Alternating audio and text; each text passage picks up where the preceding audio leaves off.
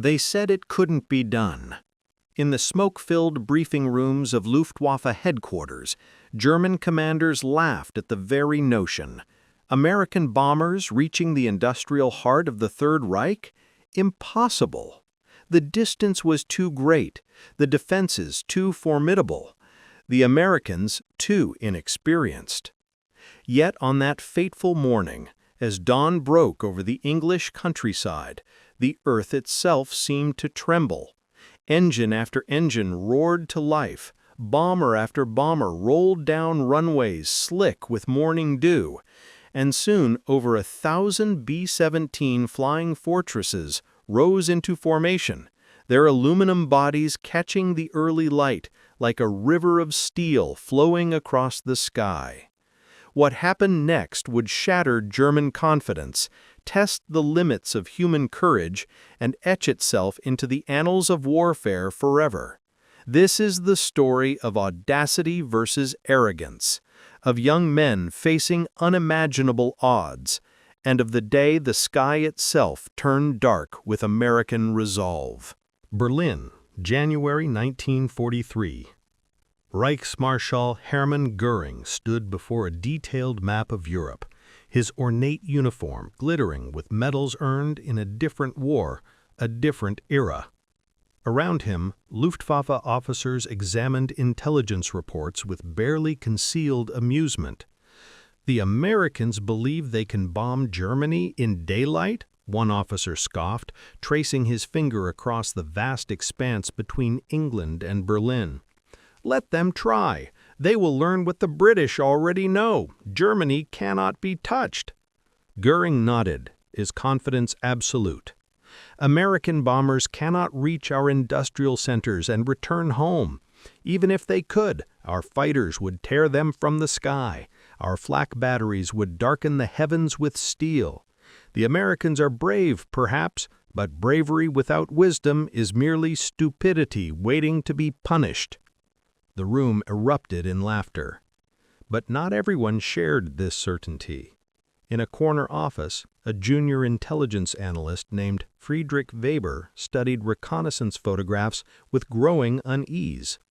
The images showed something disturbing: American airfields in England expanding rapidly, new runways, massive fuel depots, and, most troubling of all, rows upon rows of heavy bombers, far more than any previous reports had indicated. Weber had tried to voice his concerns, but his warnings were dismissed. The higher-ups didn't want to hear about American capabilities. They wanted reassurance that the fatherland remained impregnable. Across Germany, the Luftwaffe's defense network stood ready, or so they believed. Flak battery crews drilled with mechanical precision, their 88mm guns capable of throwing deadly shells to altitudes where men could barely breathe. Fighter squadrons of Focke-Wulf 190s and Messerschmitt 109s patrolled the skies, their pilots bloodied veterans of campaigns from Poland to Russia.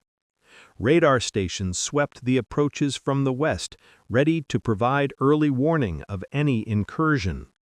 "The English Channel is our moat, and the Luftwaffe is the dragon that guards our castle. No enemy bomber will survive the journey." Even the civilian population had been assured of their safety. Joseph Goebbels' Ministry of Propaganda churned out newsreels showing German fighters effortlessly swatting British bombers from the sky. "The British bomb by night because they fear our fighters," the announcer declared. "The Americans will fare no better." But the Americans weren't planning to bomb by night. On a gray afternoon in early 1943, Major Klaus Becker, a veteran Luftwaffe pilot with 27 kills to his credit, sat in a Bavarian beer hall with his squadron. They toasted their invincibility, their glasses raised high. "Have you heard?" one pilot laughed. "The Americans plan to bomb in daylight formation, in broad daylight. They must be insane." Becker smiled, but something nagged him. He'd read reports about the new American bomber, the B-17 they called it, the Flying Fortress. It bristled with machine guns and could absorb tremendous damage. More troubling of all, the Americans were training crews in precision formation flying, something the Luftwaffe had not seen before. "Don't underestimate them," Becker cautioned. "The Americans may lack experience, but they have resources we can only dream of." His warning went unheeded. The celebration continued late into the night. Meanwhile, in the concrete bunkers beneath German high command, teletype machines clattered ceaselessly. Intelligence reports flowed in from occupied France, from neutral Sweden, from spies embedded across Europe. Each report painted the same picture. American air power was growing at an exponential rate. But these reports gathered dust in filing cabinets, unread and unheeded. The Luftwaffe High Command had already made up its mind. Germany was safe. Germany was invincible. They were about to learn how catastrophically wrong they were. East Anglia, England, 24 hours before the mission. Second Lieutenant Thomas Reeves couldn't stop his hands from shaking as he wrote the letter. Around him, in the cold Quonset hut that served as quarters for the 351st Bomb Group, other young men engaged in the same quiet ritual.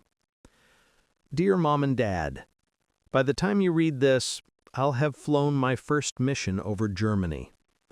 I can't tell you where or when, but I can tell you this. I'm scared. I'm more scared than I've ever been in my life. But I'm also proud. Proud to serve with the finest men I've ever known. Proud to do my part. Tommy paused, his pen hovering over the paper. What else could he say? That he was 22 years old and felt ancient? That every night he dreamed of fire and falling? That he'd volunteered for this, believing it would be an adventure, only to discover it was something far more terrifying and meaningful. He folded the letter carefully and placed it in the designated box, the box that would be opened only if he didn't return. Across the base, similar scenes played out in hut after hut. Technical Sergeant Mike O'Brien, a ball turret gunner from Boston, polished his lucky rosary beads for the 100th time. Captain James Thornton, a pilot on his 15th mission, tried to write cheerful words to his pregnant wife back in Iowa, though the words came hard and hollow. Navigator Lieutenant David Cohen studied maps until his eyes burned, determined to bring his crew home safely. They were all terrifyingly young.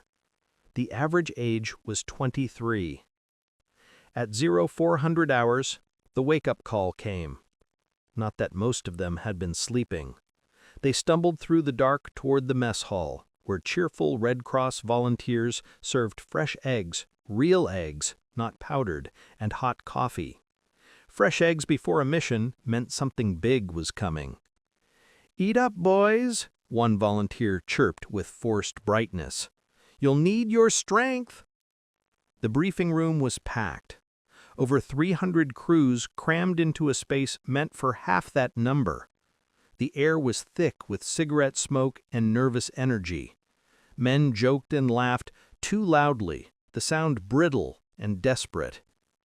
When Colonel Marcus Henderson strode to the front of the room, silence fell like a hammer. "Gentlemen," he began, pulling back a curtain to reveal an enormous map. A collective gasp rippled through the crowd.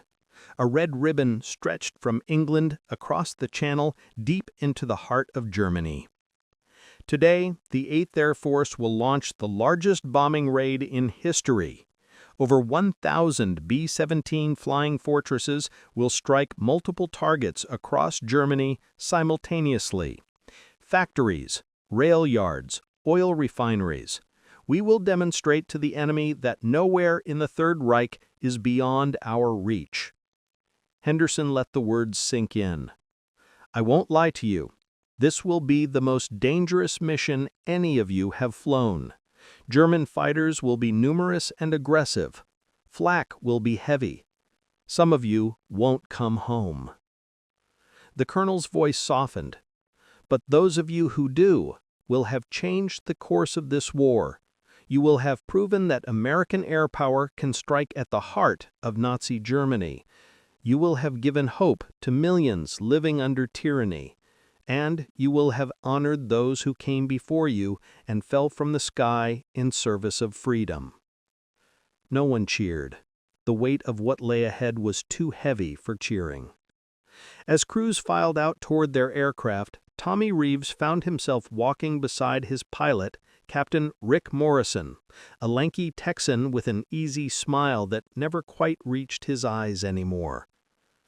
"You're ready, kid?" Morrison asked. "No, sir," Tommy admitted, "but I'm going anyway." Morrison laughed, a genuine sound.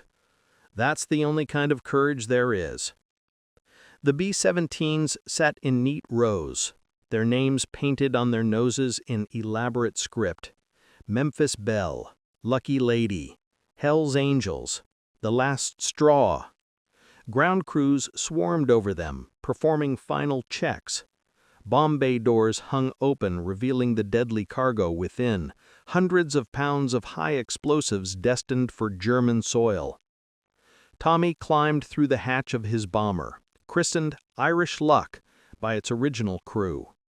He squeezed into his position behind the pilot's seat, surrounded by instruments and controls. The bomber smelled of oil, metal, and fear. "All positions check in," Morrison's voice crackled over the intercom. One by one, the crew reported ready. Tail gunner, ball turret, waist gunners, radio operator, bombardier, navigator, engineer. 10 men, their fates bound together in an aluminum tube bristling with 50 caliber machine guns. At precisely 0600 hours, the first B-17 began its takeoff roll. Then another, and another. The cacophony was overwhelming. Hundreds of Wright R-1820 radial engines screaming in chorus, propellers churning the air, massive tires rumbling on concrete. Irish Luck accelerated down the runway, the bomber heavy with fuel and bombs.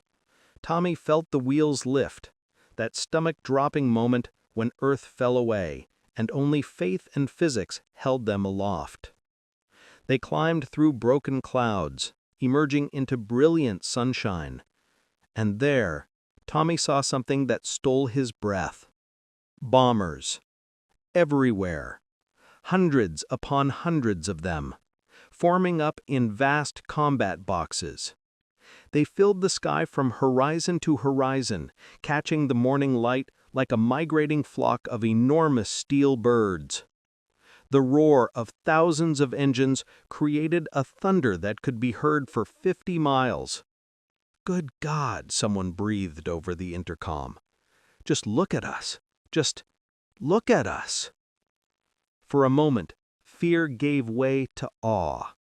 They were part of something immense, something historic.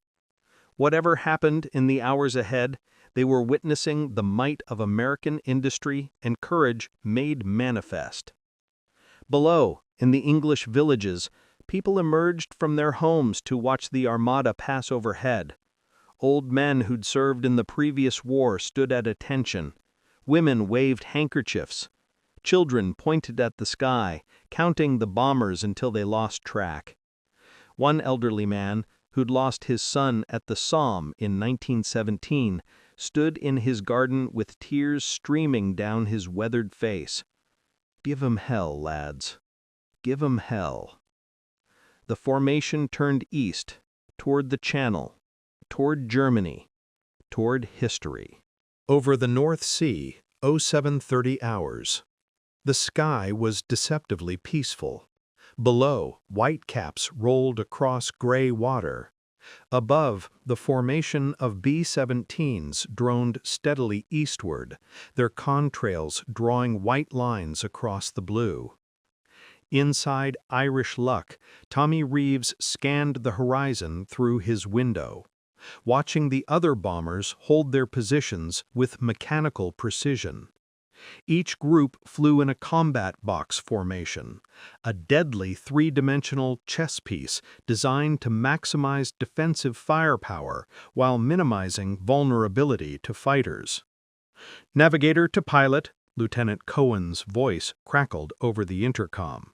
"We'll cross the enemy coast in 10 minutes." "Roger that," Captain Morrison replied. His voice was steady, but Tommy could see his pilot's hands gripping the yoke just a little too tightly. "All gunners, test fire your weapons." The bomber shuddered as 10.5 caliber machine guns hammered brief bursts into empty air. The acrid smell of gun smoke filtered through the aircraft. "Tail gunner to crew, I see the coast. Here we go, fellas." The moment they crossed into enemy airspace, the war began.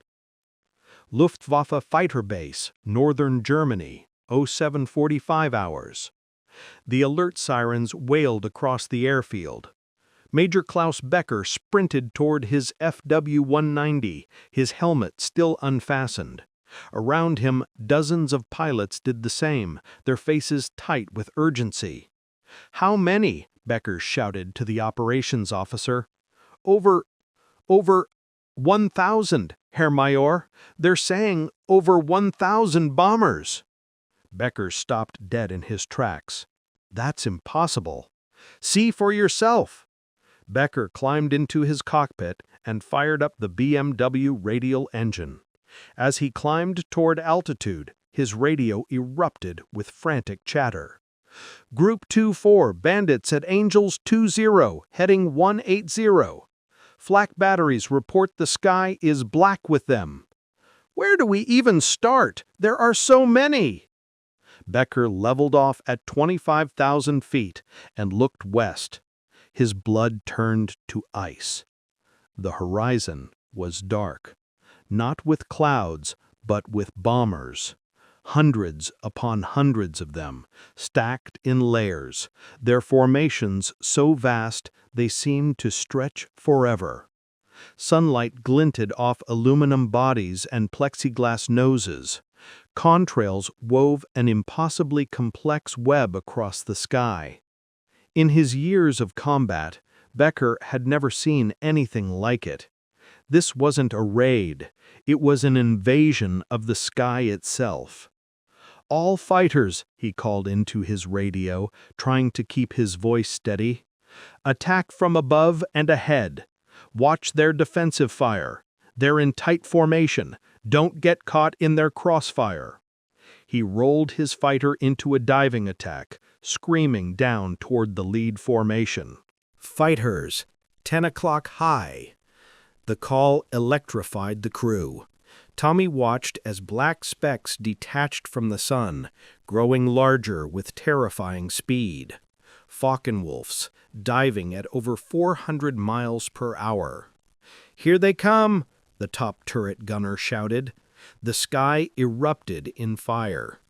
Tracers arced across Tommy's vision, red streams from the attacking fighters, white streams from the bombers' defensive guns. The noise was catastrophic. Machine guns hammered, cannon shells exploded, men screamed warnings and battle cries. A German fighter flashed past Irish Luck so close Tommy could see the pilot's face, just a kid really, eyes wide with adrenaline and terror. "Got him!" the waist gunner yelled as another fighter spiraled down, trailing smoke. But the Germans kept coming, wave after wave of them, throwing themselves at the bomber stream with suicidal courage. They attacked from all angles, head-on passes that required nerves of steel, diving attacks from above, desperate shots from below. And then the flak began. Black puffs blossomed across the sky like deadly flowers. Each one represented hundreds of jagged steel fragments traveling at supersonic speeds. The Germans had zeroed in on the bomber's altitude, and now they filled that precise slice of sky with explosive death. Wham! Irish luck bucked violently as a shell exploded 50 yards off the left wing. Tommy felt the shock wave through the entire bomber's frame. "Damage report," Morrison barked. "Number 3 engines hit," the flight engineer called. "I'm feathering the prop." They could fly on 3 engines, but now they were slower, more vulnerable. Tommy watched as the formation adjusted, other bombers closing the gaps created by casualties. Because there were casualties. Off to the right, a B-17 took a direct flak hit in its bomb bay. For a single frozen instant, nothing happened. Then the bomber simply disintegrated in a massive explosion, a brief, brilliant sun that consumed 10 men in a microsecond. No parachutes. "Eyes front," Morrison snapped. "Don't watch. Do your jobs." But Tommy couldn't help but notice the empty spaces in the formation. Each gap was a bomber that had been there minutes ago, filled with young men writing letters home, men with nicknames and sweethearts and dreams. And still, they pressed on. The German fighters grew more desperate. One Messerschmitt, its ammunition expended, tried to ram a bomber. The American pilot threw his B-17 into a violent bank, and the fighter shot past, missing by mere feet. Below, German civilians emerged from their homes, staring upward in disbelief. The drone of thousands of engines was like continuous thunder. The contrails formed a lattice across the sky. And still the bombers came, an endless stream of them, more than anyone had believed possible. In a factory town, a young German woman clutched her child close, watching the armada pass overhead. Her husband was somewhere on the Eastern Front, her brother served in a flak battery, and now her entire world seemed to be under the shadow of American wings. "Mutti," her daughter whispered, "why are there so many?" She had no answer. Over the target, 8:15 a.m. "Bombardier to pilot, I have the target in sight." "Roger, bomb run," Morrison acknowledged. "Steady now." This was the worst part. For the next several minutes, the bomber would fly straight and level, making no evasive maneuvers while the bombardier lined up his sights. They became a predictable target, and the Germans knew it. The flak intensified to a hellish crescendo. The sky turned black with bursts. Metal fragments pinged against Irish Luck's aluminum skin. A shell exploded so close that the bomber's frame groaned in protest. "Steady, steady," the bombardier muttered, his eye pressed to the Norden bomb site. A nearby B-17 took a direct hit to its cockpit. The bomber nosed up sharply, stalled, and fell into a flat spin. Tommy counted 3 parachutes before the stricken aircraft disappeared below. "Bombs away!" Tommy felt the bomber surge upward as thousands of pounds of high explosives fell free. All around them, other bombers were doing the same. Hundreds of bombs tumbled down through the freezing air, aimed at the factories and rail yards below. "Good hit," someone called out. Morrison immediately banked away from the target, diving for speed. "Let's go home, boys." But the gauntlet ran both ways. They still had to fight their way back across hundreds of miles of hostile territory.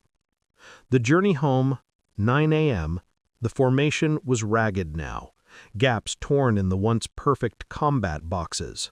Damaged bombers struggled to keep up, trailing smoke and leaking fuel. The wounded cried out for morphine.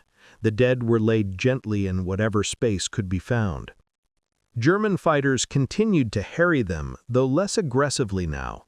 The Luftwaffe pilots were low on fuel and ammunition, exhausted from the most intense air battle many had ever experienced. Major Becker pulled alongside a B-17, his own fighter nearly out of ammunition. The bomber's tail section was shot to pieces, one engine was feathered, and he could see daylight through holes in the fuselage. But it flew on. Becker had shot down 2 bombers himself that day. He'd watched friends die in flames. He'd emptied his guns at the endless American formations.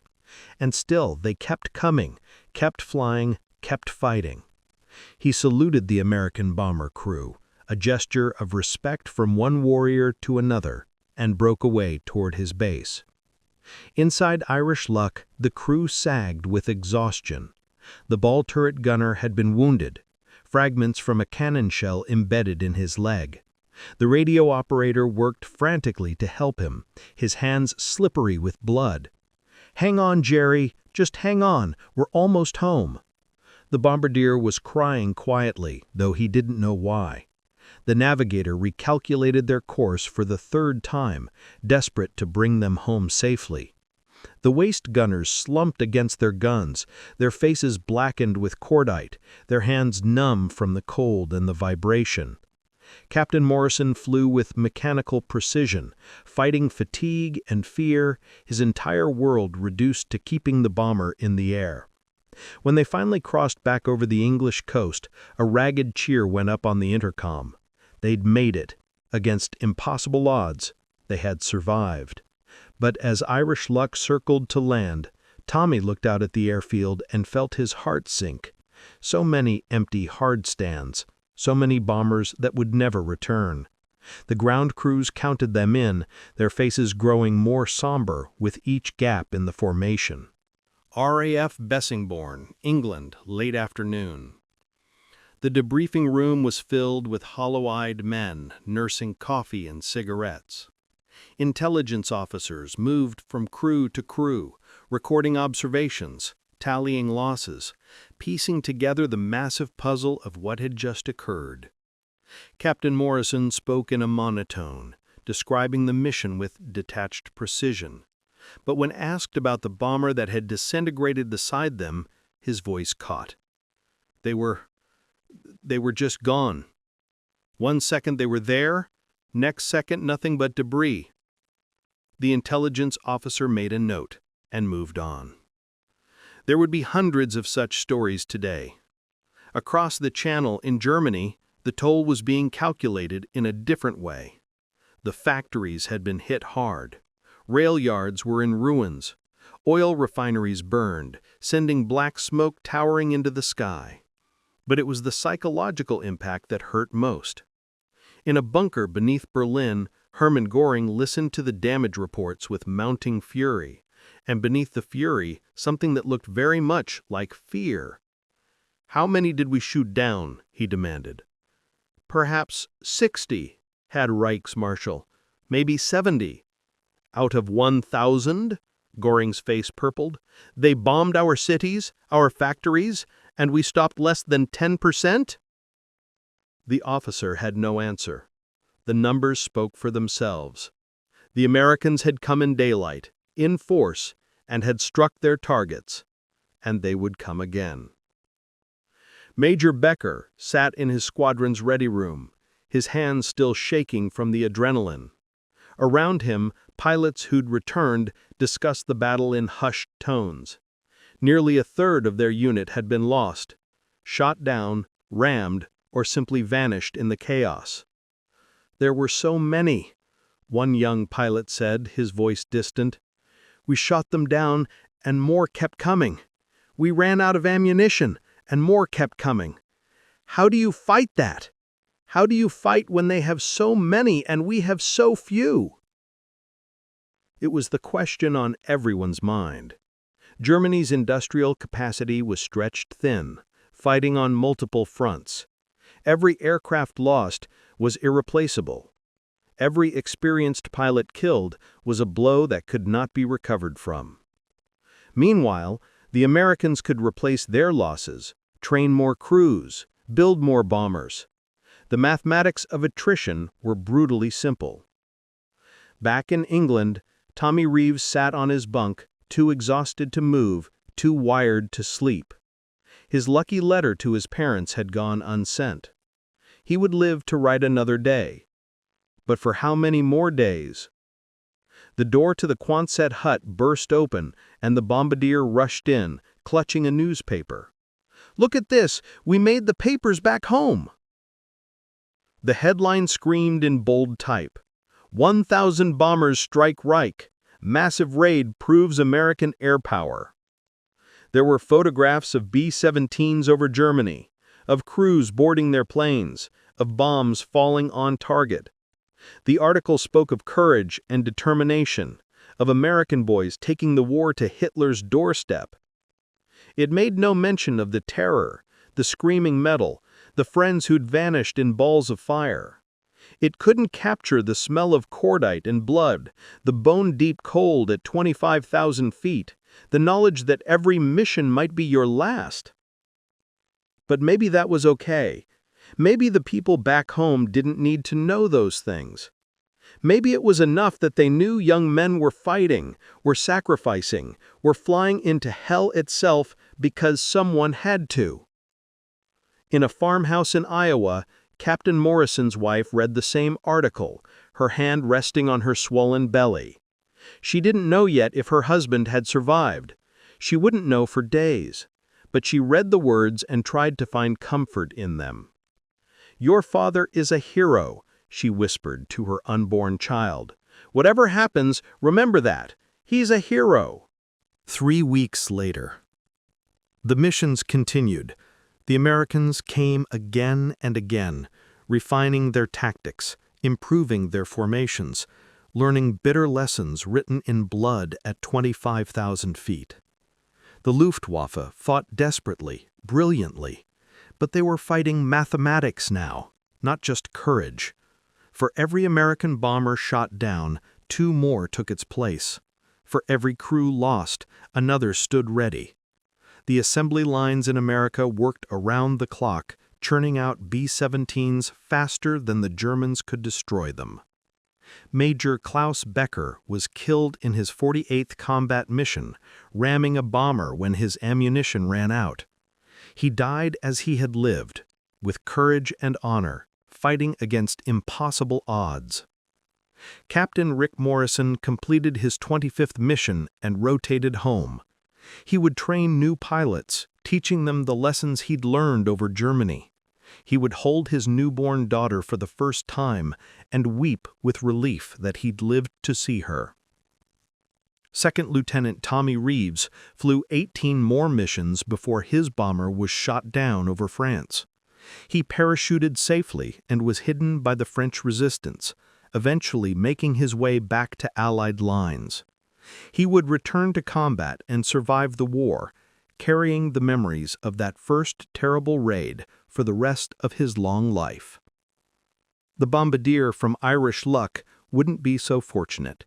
He died over Berlin, his bomber disintegrating in the flak, one of thousands who never came home. Epilogue: The lasting impact. The 1,000-bomber raids broke something in the German High Command's confidence. They had believed themselves invincible, protected by distance and defensive might. The Americans proved otherwise. But the cost was staggering on both sides. American bomber crews suffered casualty rates higher than almost any other service branch. 1 in 4 would not survive their tour of duty. The psychological toll was immense. These were not hardened soldiers, but kids, often just months removed from high school, thrust into industrial-scale warfare at its most brutal. For the Germans, the raids marked the beginning of the end. Their cities would burn. Their factories would be reduced to rubble. The skies that had once belonged to the Luftwaffe would be dominated by waves of Allied bombers day and night until surrender.